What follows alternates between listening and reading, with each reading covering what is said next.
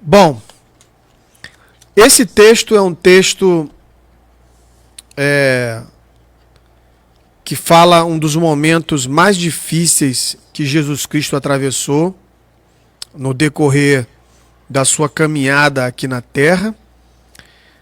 Esse texto narra a ocasião em que Jesus Cristo estava ali no Getsêmani, orando pelos seus discípulos, orando pela mais importante missão que ele tinha na frente, que era morrer na cruz do Calvário pelos nossos pecados. E segundo a palavra de Deus, neste local, Getsêmani, onde Jesus ali,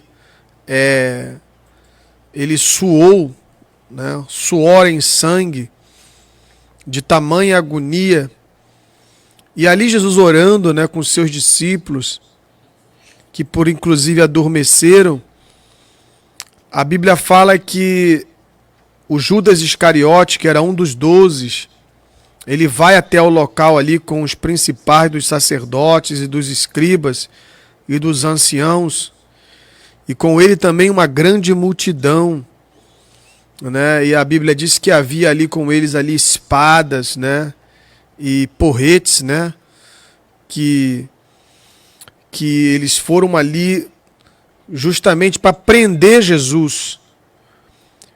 E a palavra de Deus diz que Judas, com um beijo, ele identificou Jesus para que ali os soldados pudessem prender a Jesus.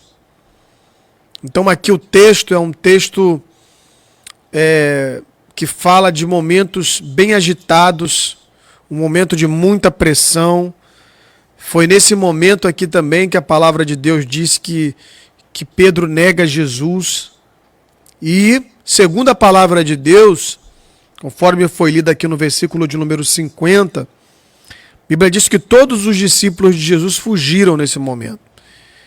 Então esse momento aqui é um momento de bastante pressão, é um momento, um daqueles momentos, né, que a nossa fé é provada, que a nossa comunhão com Deus é provada, que a nossa intimidade com Deus é provada.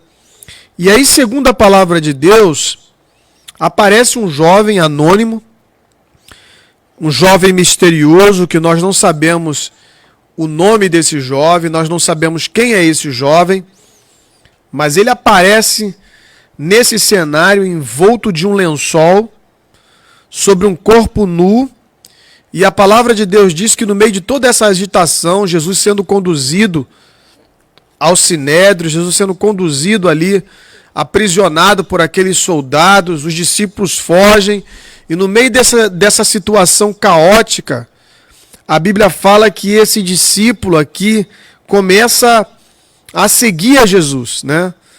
Ele começa a seguir a Jesus nessa roupa totalmente inusitada, fora do comum, totalmente fora de uso. E a Bíblia diz que ele começa a seguir a Jesus no meio dessa procissão, no meio desse frevo, no meio dessa situação toda, envolto de um lençol. Pois bem, existem muitas conjecturas em torno desse jovem.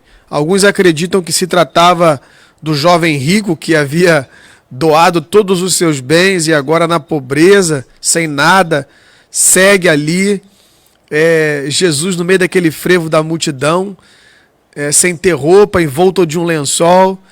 Outras pessoas acreditam que se tratava do próprio Marcos, né, que é o autor do Evangelho de Marcos, que a Bíblia também o chama de João Marcos, né? Foi aquele jovem lá que foi companheiro de Barnabé, né?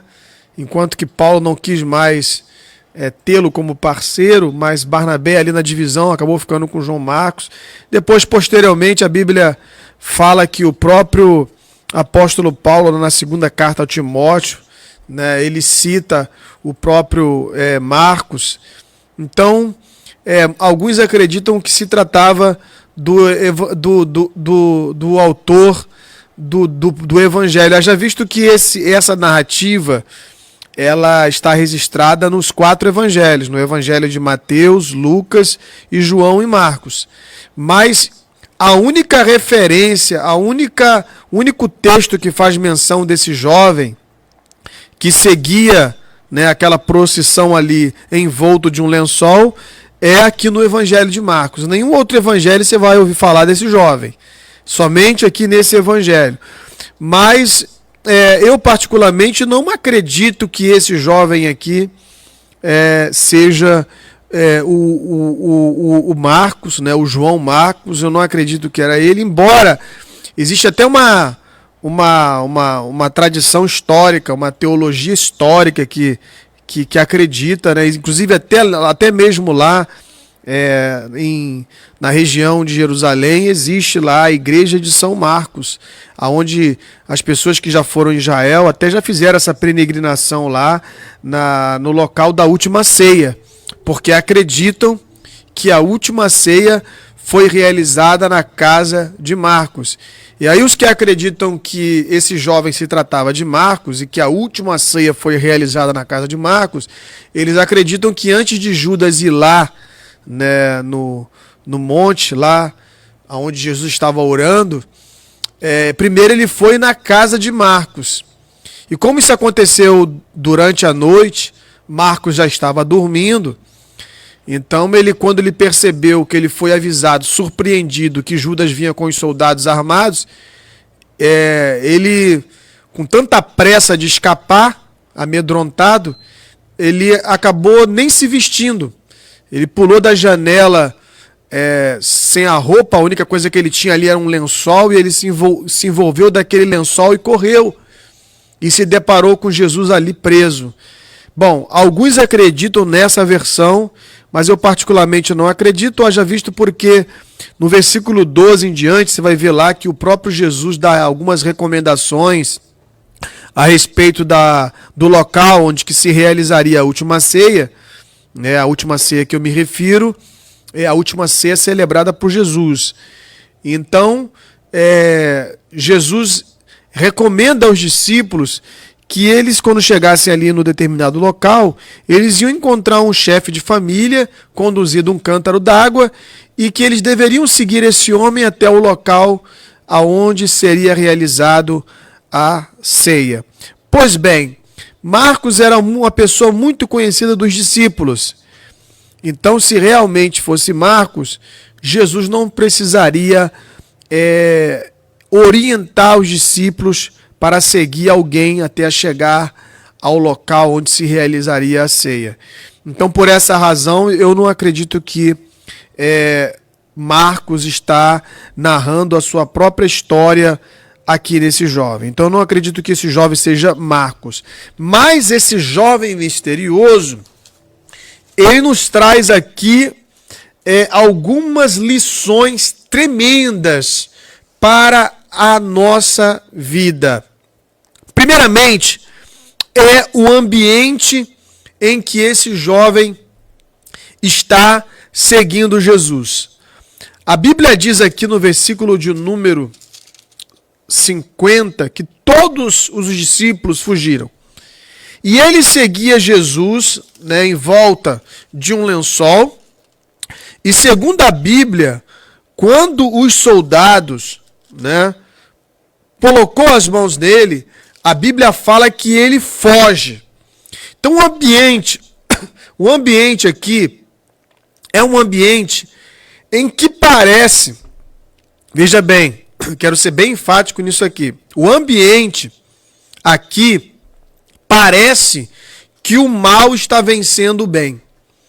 Porque, primeiro, você vê nitidamente Jesus sendo preso, né? Jesus sendo aprisionado, sendo conduzido por algo que ele não havia cometido, sendo condenado, ou seja, sendo julgado, acusado por algo que ele não havia cometido.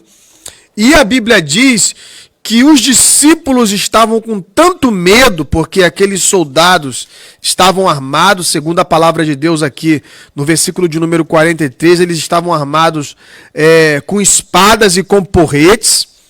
Então os discípulos ficaram com medo e fugiram.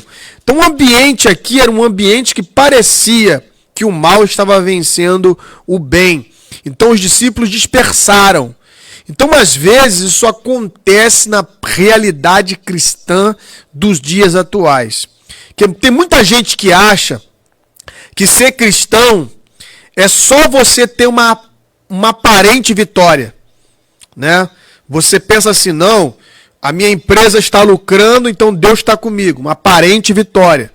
Ah, eu tenho um grande salário, eu ganho muito bem, então Deus está comigo. Uma aparente vitória. Ah, não, eu tenho saúde, eu não tenho doença, não estou enfrentando nenhum problema de saúde, uma aparente vitória.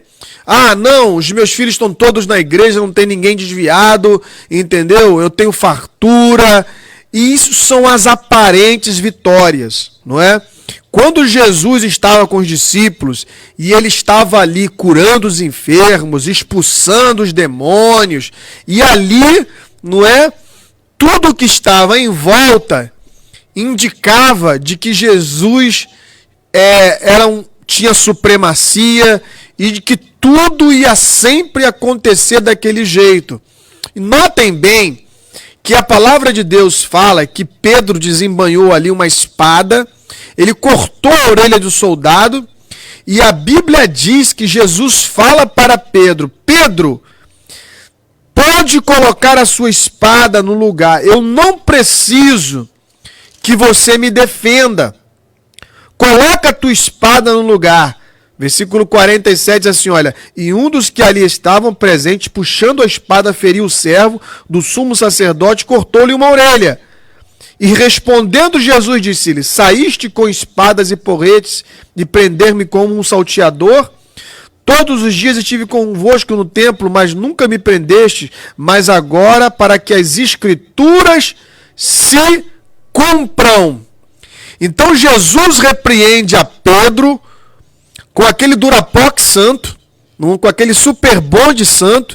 Jesus coloca a orelha, não é, do soldado Malco no lugar e fala para Pedro, Pedro, não se iluda com as aparências, porque aparentemente parece que eu estou perdendo, mas eu não estou perdendo. Na verdade, isso aqui é para que as escrituras se cumpram. Ou seja, Jesus estava dizendo que mesmo ele sendo acusado injustamente, mesmo ele sendo aparentemente preso, porque ninguém pode prender a Deus, a não ser que Deus se deixe prender. Então ali Jesus estava sob o controle de tudo. Então isso aqui, irmãos, é uma grande lição para muita gente. Porque tem muita gente, quando está numa situação de adversidade, faz como muitos discípulos fizeram. Fugiram. E o outro segue distante. Por quê? Porque são as aparentes circunstâncias. Tem muita gente ainda hoje que se evidencia, que se apoia em aparentes circunstâncias, como que se Deus estivesse perdendo e como se o diabo estivesse ganhando. Irmãos, coloca uma coisa na sua cabeça, Deus nunca perde. Coloca uma coisa na sua cabeça, seja lá qual for a sua situação, se você está desempregado, passando por crise, ou estiver enfrentando uma doença, não fuja, não corra, não abandone o evangelho, não fuja da raia, como diz aí no ditado brasileiro. Sabe por quê? Porque Deus tem o controle de tudo. Deus tem tudo na palma das suas mãos. E aí eu quero trazer isso para esse jovem anônimo, mas que segundo a Bíblia ele é um seguidor, porque o texto diz assim, olha, e um jovem o seguia. E o jovem o seguia.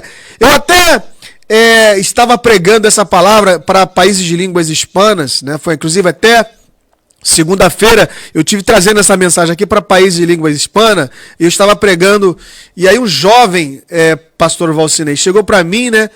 E tem aquele momento de reflexão, de perguntas e respostas, e ele disse assim para mim, assim, pastor Davi Valcácio, esse jovem aqui não pode representar os cristãos, né, que em um momento de nudez diante de Deus, de sinceridade diante de Deus. Ele está pronto a receber as armaduras de Deus. E então isso aqui é um cristão adorador. Aí eu falei para ele assim: meu amigo, pelo amor de Deus, essa sua reflexão não se encaixa no texto. Ele falou assim: por que, pastor Davi Vocasio?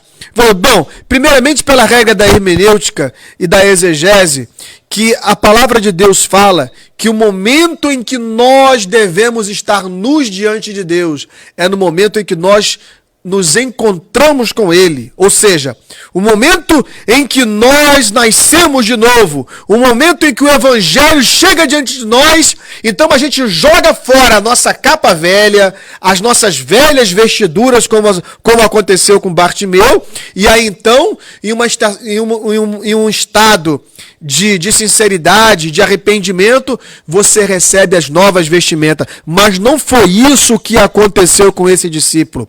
A palavra de Deus diz que ele não estava tendo um encontro com Jesus. O texto fala que ele seguia Jesus nessa condição.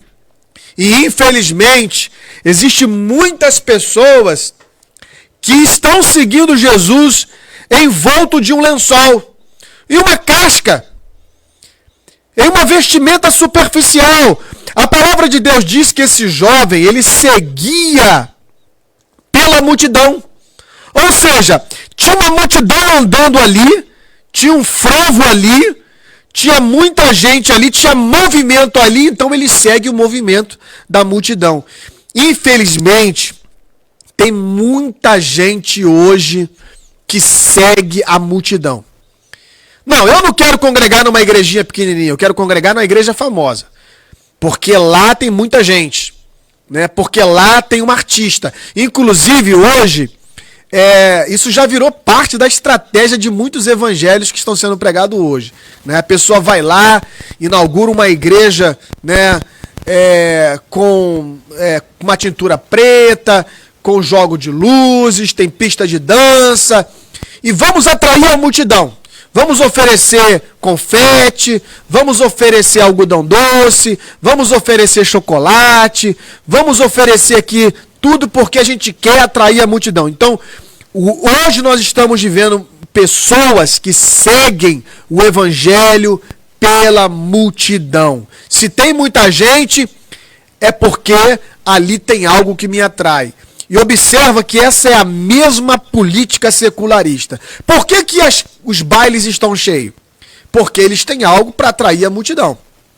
Por que o carnaval é cheio? Porque está cheio de entretenimento para atrair a multidão. Por que as discotecas, as pistas de dança, o Rock in Rio, por que isso aí é tudo cheio? Porque tem coisas que atraem a multidão. Então, nós não somos atraídos pela multidão. A palavra de Deus diz claramente que Jesus Cristo não se iludia com o frevo. A palavra de Deus diz que muitas vezes Jesus falava para uma das pessoas que eram curadas: não diga nada para ninguém, fica em silêncio. Por quê? Porque Jesus não queria fazer milagres para atrair gente. A palavra de Deus diz que ele deixa 99 no aprisco e vai buscar uma única perdida. A palavra de Deus diz que ele deixava as multidões para ir orar só. Atravessava ali o mar para orar só. Então Jesus não conduzia o evangelho pelo frevo das multidões. E o texto fala que esse jovem seguia a multidão. Uma outra coisa, esse jovem, ele era movido pela curiosidade. Você já percebeu ali quando você vai ali no Largo da Carioca, no centro do Rio? Quem é daqui do Rio sabe disso, que às vezes você chega aí no Largo da Carioca, tem sempre alguém ali fazendo um número, uma mágica, e você vê um monte de gente curiosa parando.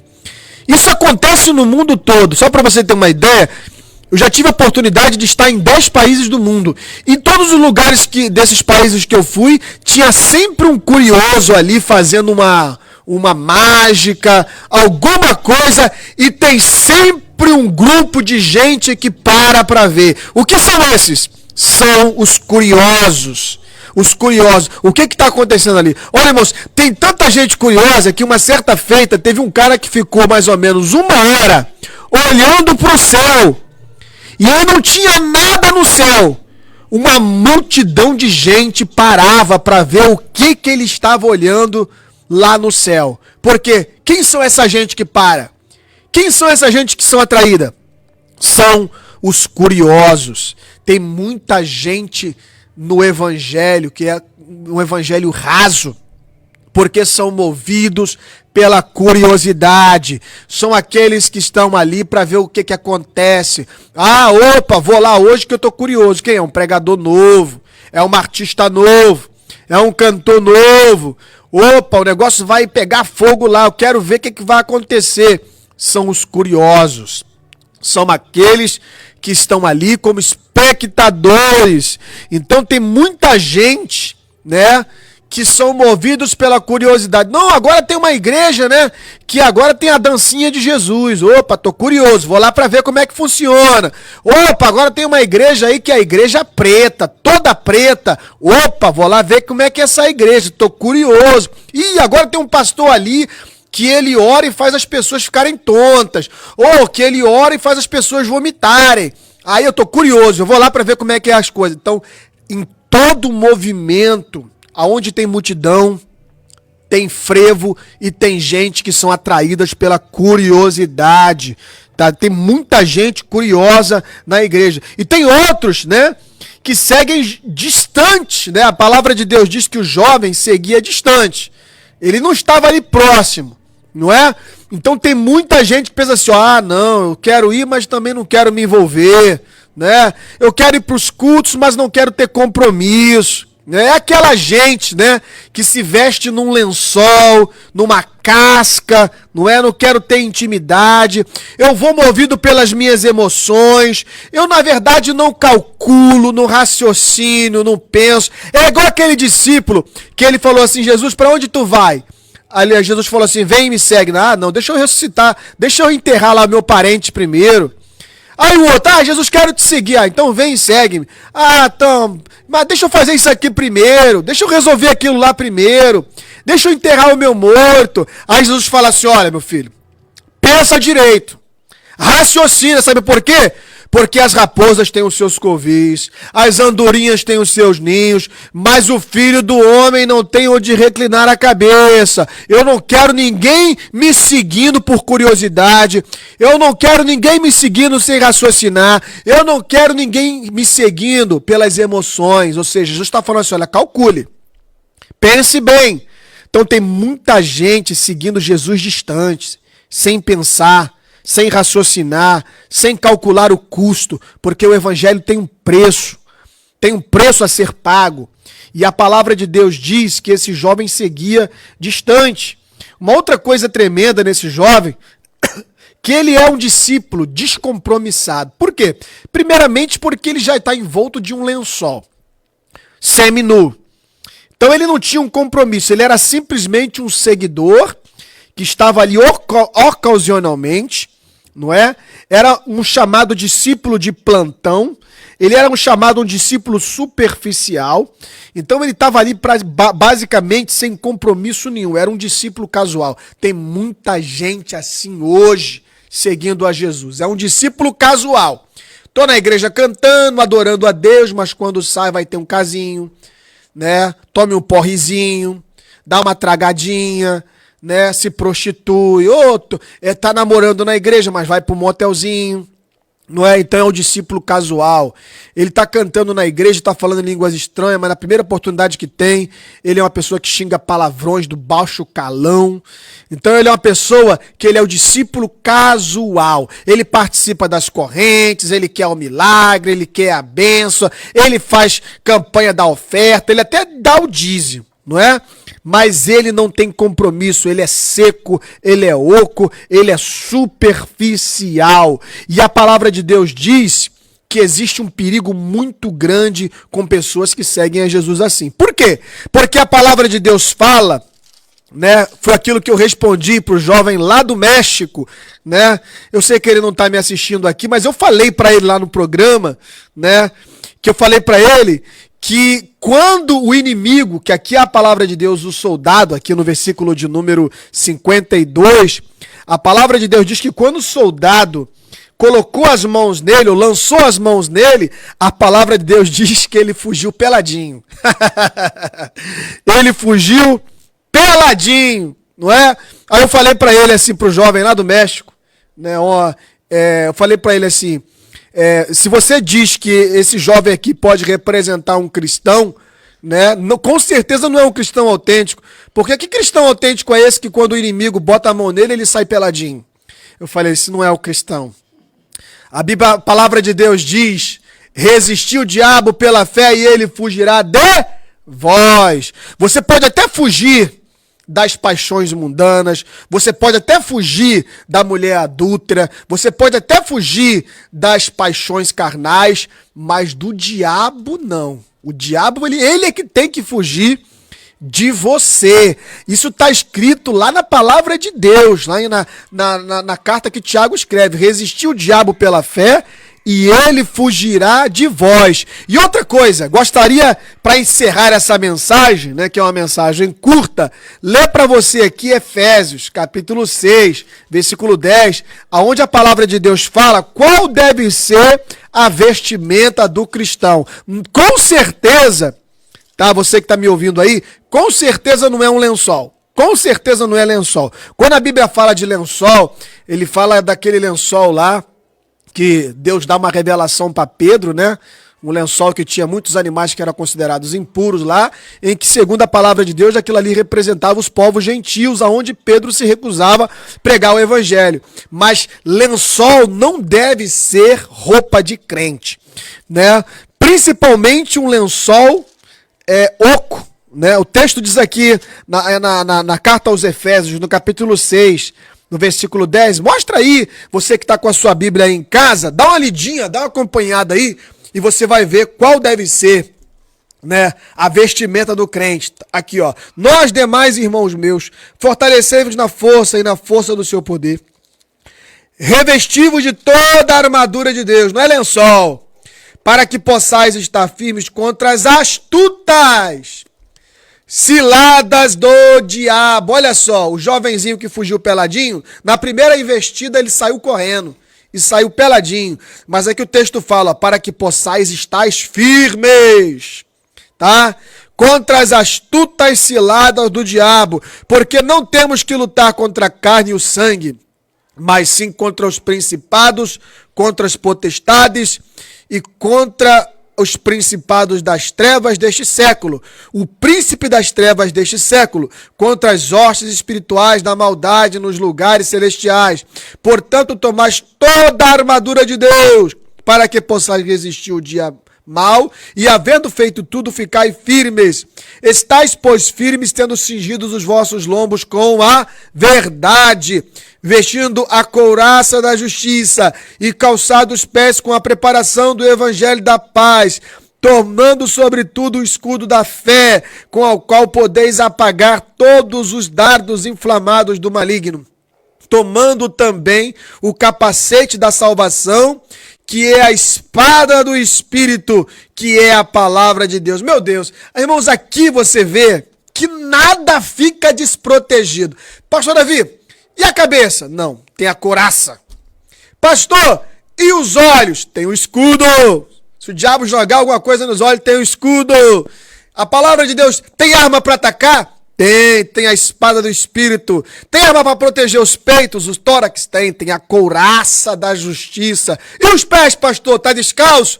Não, pode ter espinho, pode ter prego, mas ele tá calçado, não é? Vai andar numa floresta descalço para tu ver o que é bom para tosse. Mas aqui a Bíblia diz que até os pés estão protegidos, não é? Com as sandálias da preparação do evangelho da paz. Então aqui o texto fala de Bíblia, fala de oração, fala de perseverança, fala de súplica dos santos. Então, contra essas vestimentas aqui, não existe soldado do diabo, não existe soldado do inimigo. Então, esse jovem, ele representa muitas pessoas que estão na igreja, que estão seguindo, que são pseudo-seguidores de Jesus, né? São aqueles discípulos que seguem só no frevo da multidão. São aquelas pessoas que estão em busca da última novidade, né? São os modistas cristãos, são os atraídos pelas novidades. Tem o G12, ele está dentro, tem a teologia da prosperidade, ele está dentro, tem a corrente dos 70, tem a corrente dos 50, dos 10, dos 30, então ele está dentro. Onde aparece um líder lá com uma tola sacerdotal, dizendo que está fazendo isso, aquilo, ele vai atrás. Aí aparece outro, então nós temos que ter muito cuidado com esses discípulos de plantão. Amém? Então eu quero trazer essa mensagem ao seu coração aqui hoje, para que você esteja preparado para os dias maus, para ser um cristão autêntico. Não é aquele crente que diz lá no salmista fala, né? São como a moinha que o vento espalha, certo? Primeiro o vento espalha ele. Não, você tem que estar firmado, como o salmista diz, né? Os que confiam no Senhor serão como os montes de Sião, que não se abalam, mas permanece para sempre. Que Deus te abençoe.